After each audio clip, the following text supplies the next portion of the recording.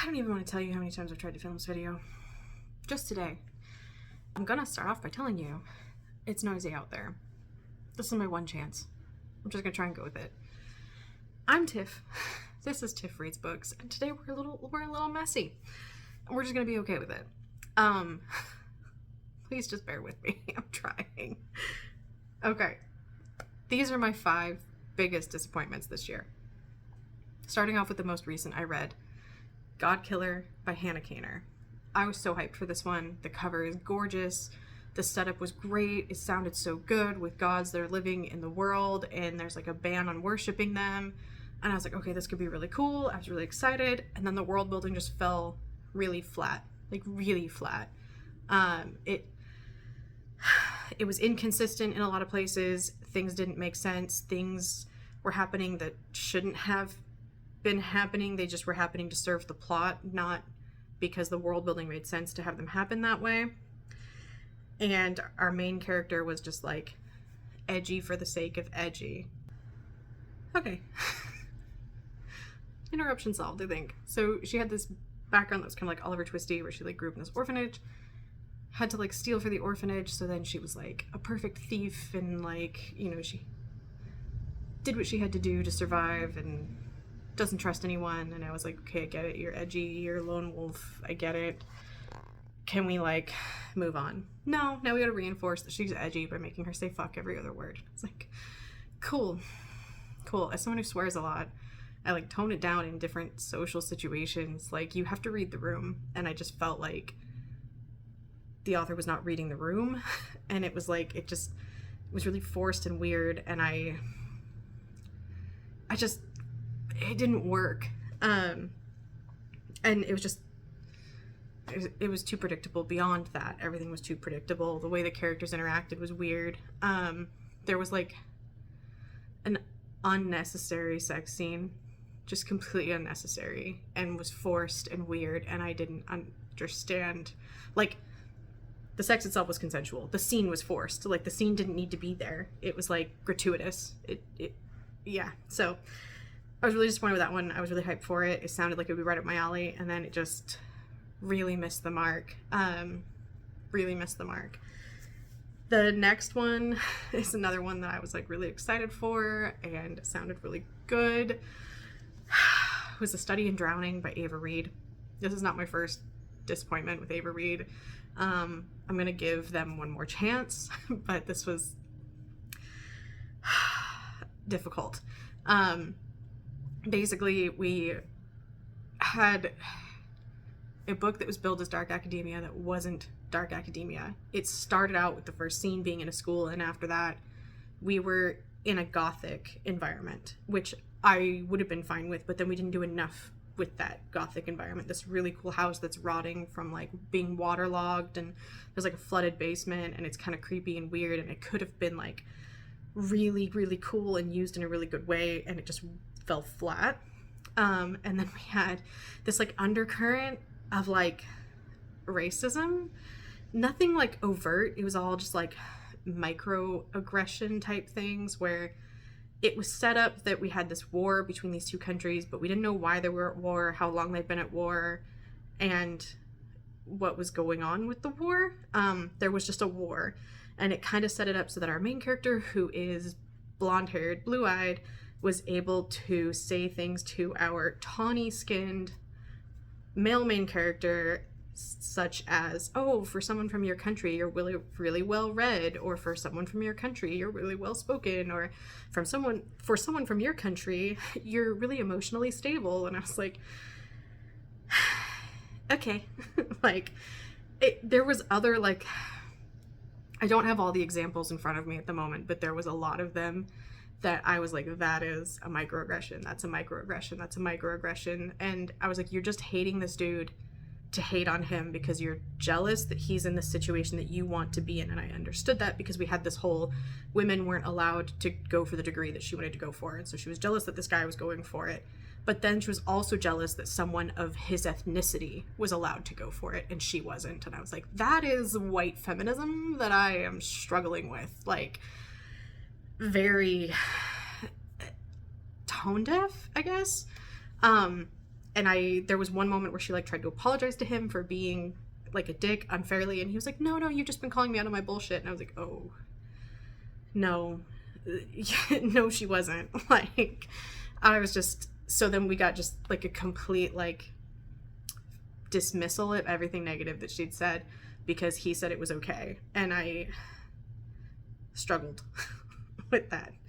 The villain, we were like built up for him to be this all-powerful, terrible thing, and then he was dead in like a millisecond. It was just so anticlimactic.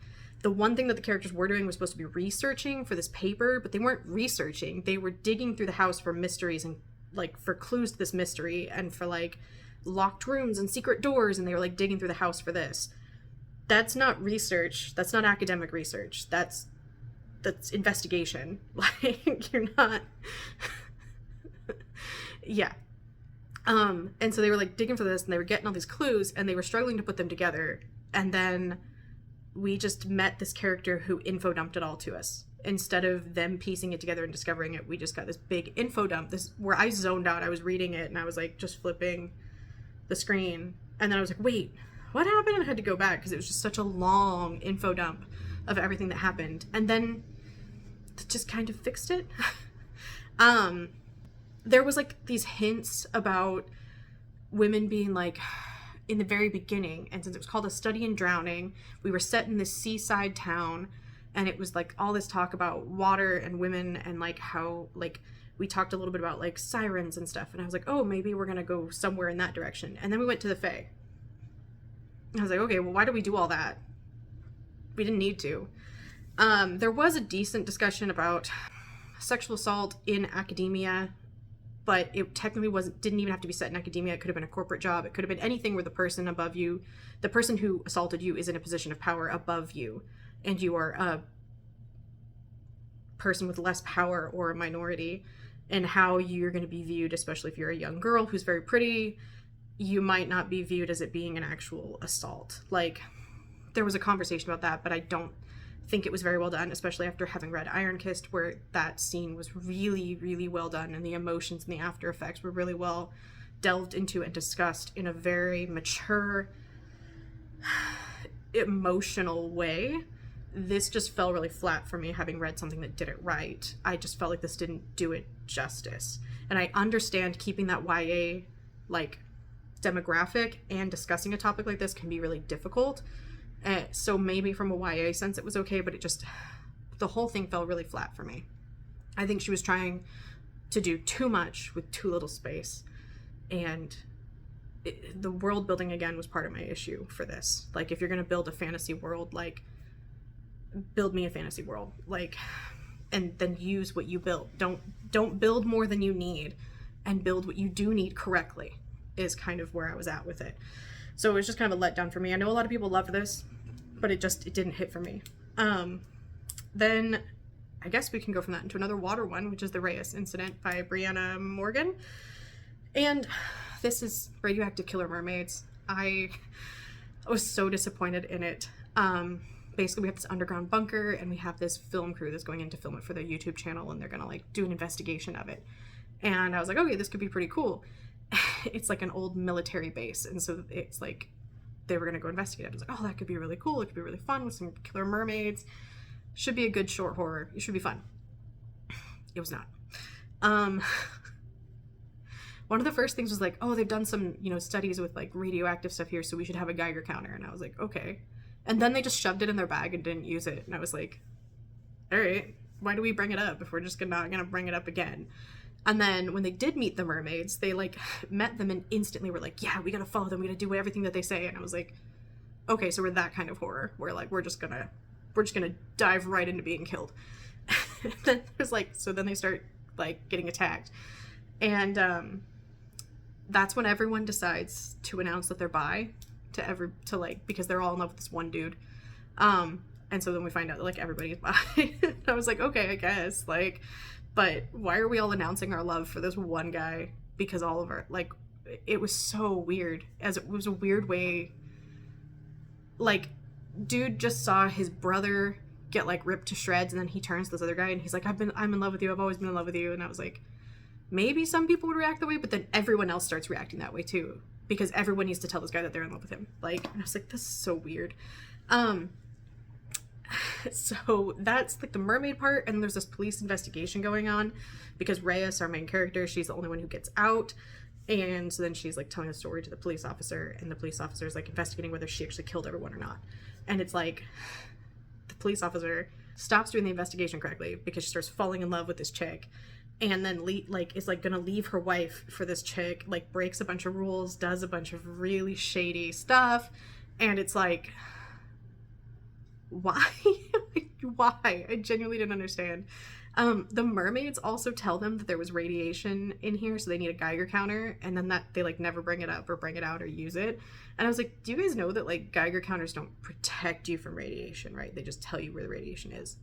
Because I wasn't sure if the author knew that. Like, you didn't even need to mention it. Like, I don't even know why the radiation was there. Like, or I think they were trying to maybe do a Marvel thing where like the radiation had changed them, mutated the mermaids, but we didn't really get into it. So it was just like radiation and mermaids and research. And it was, the world building again was not there. The dialogue was weird. I wasn't quite sure about the bi rep, but the author's bi, so I don't know. Maybe it's good for some people. I felt kind of weird about some of it because of like, it was like,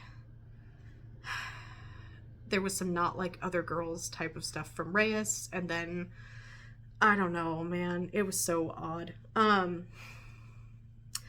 That's what it was. Our introduction to getting told that Reyes was bi is because she cheated on her boyfriend who was part of the film crew.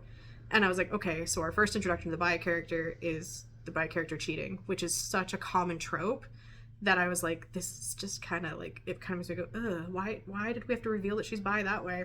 Anyway, there's a lot more with that one that I didn't like, but I don't know. It could have been better. I've got a hold on Into the Drowning Deep by Mira Grant, which is supposed to be a really good mermaid horror, so hopefully when that one comes through from Libby, I'm going to be like in love with that one. So 4 is The Witch's Heart. So this is a fantasy romance by Genevieve Gornichek, and it was based in Norse mythology. I keep picking up pens. Based in Norse mythology that I really, really like. I love the story of Loki's children and their role in Ragnarok. It's like something that I've read like those parts of the Poetic Edda like 3 or 4 times from different translators. I really like that story. And so I was really excited to read this one. And then it just didn't do it. It read so much like a Marvel Loki fanfic for me, where Loki was just this moody, broody, bitchy man. And I was like, that's not really him in the translations that I've read, but the author claims that she did her minor in studies of this mythology. Maybe she's got more info than me, but it was just uncomfortable. And it was like, basically, Angrboda is a powerful witch. She's had her heart ripped out by Odin. She forgets who she is. Loki brings her heart, and then she like goes off in the forest to remake her life. And then she kind of does, and she makes this really good friend. And then Loki keeps showing up to like bitch and complain about how everyone in Asgard's treating him, make fun of her house, make fun of her, eat her food, and then leave. And every time he comes back, she's like, oh my god, I think I'm falling in love with this man because his hair's just so curly. And I was like, girl, he's treating you like ass. But she was just like here for it. So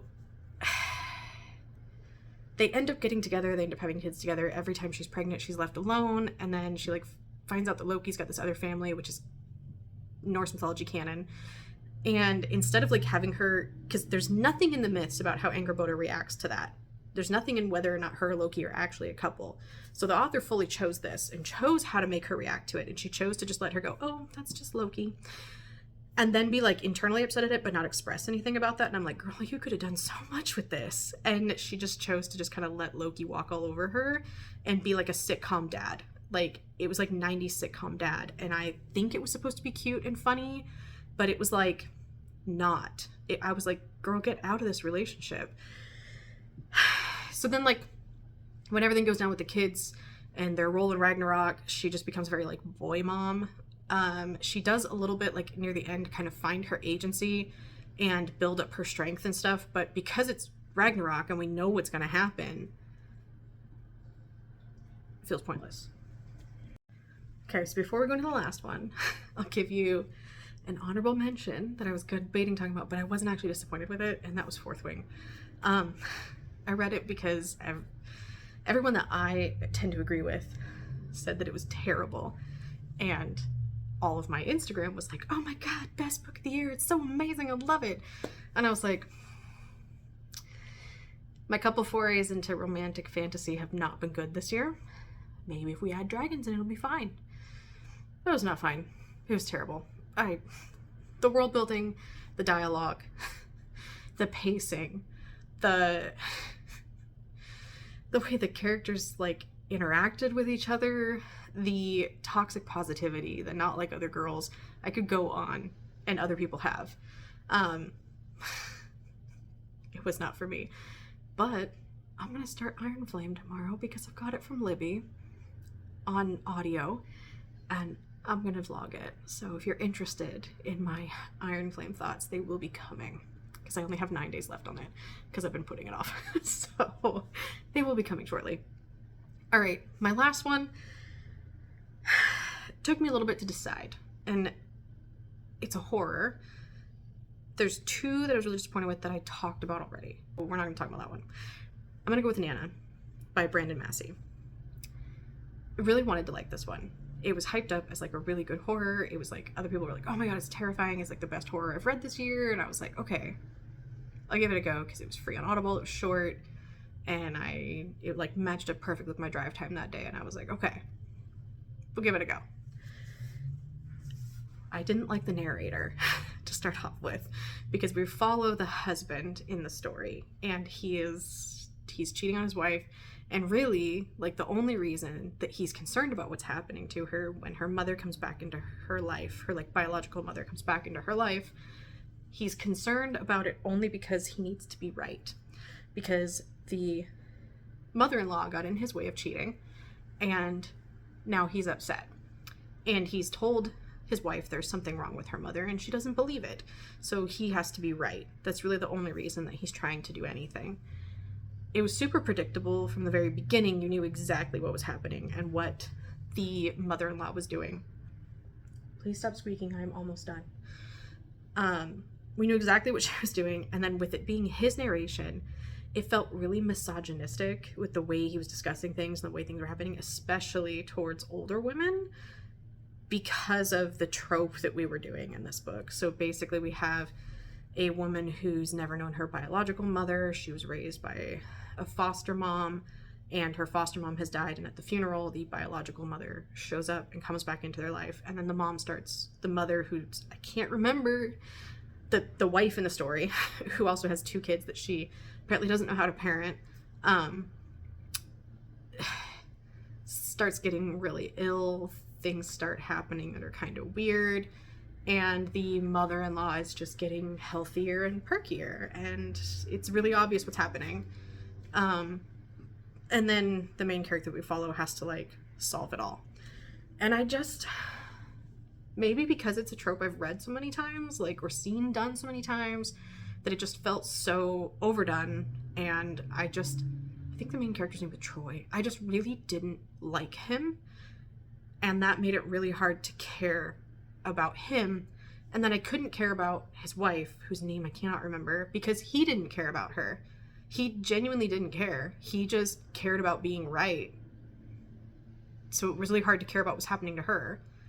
And it fell really, really flat, and I was very disappointed, because it has pretty good reviews, and like, at least as far as like on Audible, the reviews were good. And I will give it, the audio narrator, like the voice actor, was really good. I thought he was good, but the story itself just didn't do it for me. So that's my 5 plus an honorable mention, most disappointing books of the year. I'm hoping nothing in December disappoints me, otherwise we'll have to do an add-on to this. But I think with my plan for December, everything's going to be pretty okay. So the next time I see you, we'll be doing my November wrap-up and give you some stats, and do a little bit of my plan for December, and to let you know how I am doing on my 10 before the end. And it is, spoiler, not that great. But we'll check in later. I'm going to go feed the dog so he stops squeaking at me, even though it's like 45 minutes early for his dinner. He's just being a pill. So we're going to go feed him.